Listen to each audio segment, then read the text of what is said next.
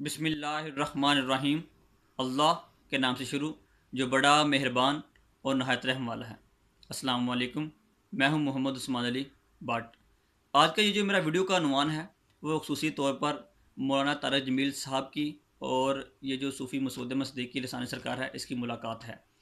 तो video start करने से पहले मेरी वीडियो देखने तमाम दोस्त अहबाब से गुजारिश है कि बिल्कुल न्यूट्रल हो के इस वीडियो को सुने और फिर अपना जो कमेंट है, जो अपनी राय है, उसका इजहार करें। और ये वीडियो बहुत अहम है, इसलिए तमाम दोस्त अहबाब से गुजारिश है इसको लाजमी शेयर करें। सूफ़ी मसूद मसदीकी रिसालत सरकार की ये जो हकीकत है, जो इसका बैकग्राउंड है, वो कुछ यूँ है कि इसने फ़रिश्तों के हवाले से काफ़ी ज़्यादा गुस्ताखी की हैं और अपनी जो बुक है वारिस फ़क्र, उसमें भी कुछ इसने इस तरह की बातें लिखी हैं।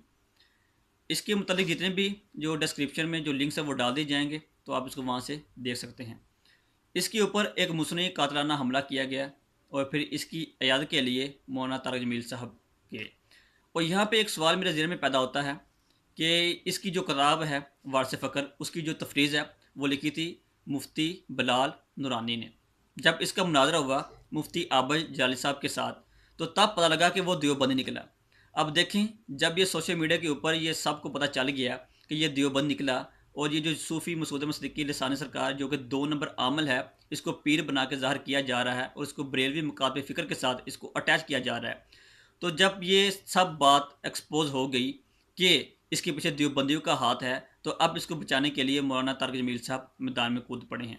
और आज ये जो मौलाना तारक जमील साहब का ये वीडियो बयान है वो भी वायरल हुआ और इसके साथ जो पिक्चर है वो भी वायरल हुई।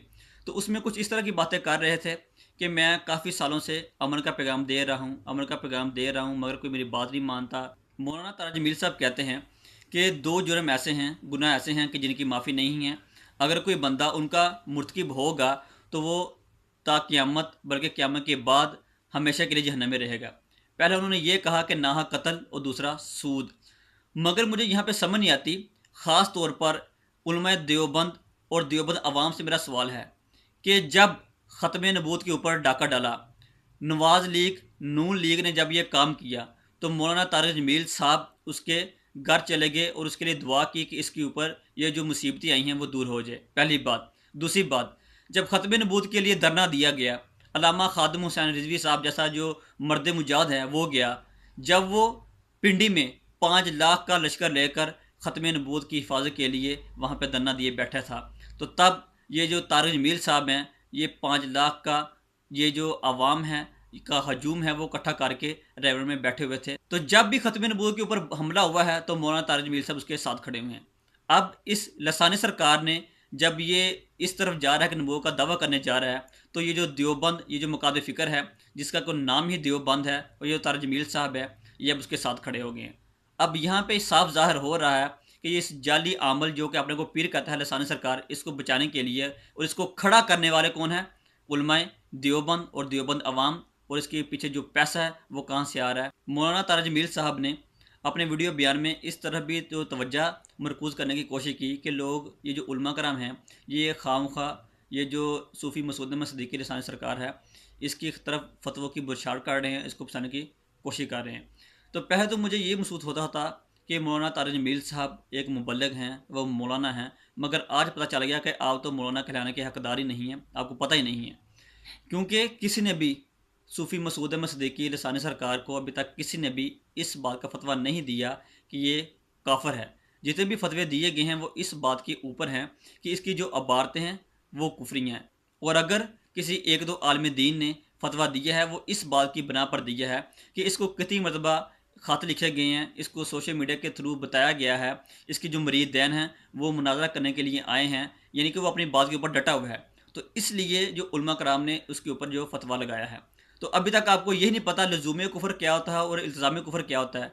तो आप यहाँ पे ये जो दीन के ठेकेदार बनकर और यहाँ पे मुबल्लिग बनकर लोगों की इस्लाह करने के लिए बैठे हुए हैं। पहले आप सीख के आएँ कि ये लज़ूम कुफ़र क्या होता है और इल्ज़ाम कुफ़र क्या होता है, पहली बात।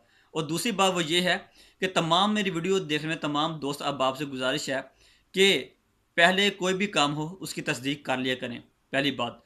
और दूसरी बात इसमें ज़िमनन वो ये बात है कि आम तौर पर अगर कोई अपने आप को पीर कहे तो आप उसको मान लेते हैं और उसको बरेलवी मकातब फ़िक्र के साथ अटैच कर देते हैं। ऐसा बिल्कुल भी नहीं है। यही जो काम है वो शिया हज़रात के भी अंदर है और कि कहीं हद तक, किसी हद तक ये जो काम है ये देवबंदियत के अंदर भी पाया जाता है।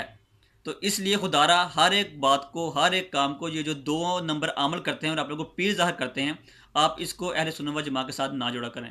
और यहाँ पे एक और बात सबसे अहम वो ये है कि ये 2 नंबर अमल होते हैं और पीरों में आप फ़र्क करना सीखें। आप आमलों को पीर बना देते हैं तो इससे फिर जो सारा जो निज़ाम है वो ख़राब होता है। मेरी वीडियो देखने में तमाम दोस्त अहबाब से गुजारिश है कि आप इसको लाजमी शेयर करें ताकि ये जो हमारा पैगाम है वो ज़्यादा से ज़्यादा लोगों तक पहुँच सके। अब तक के लिए इतना ही।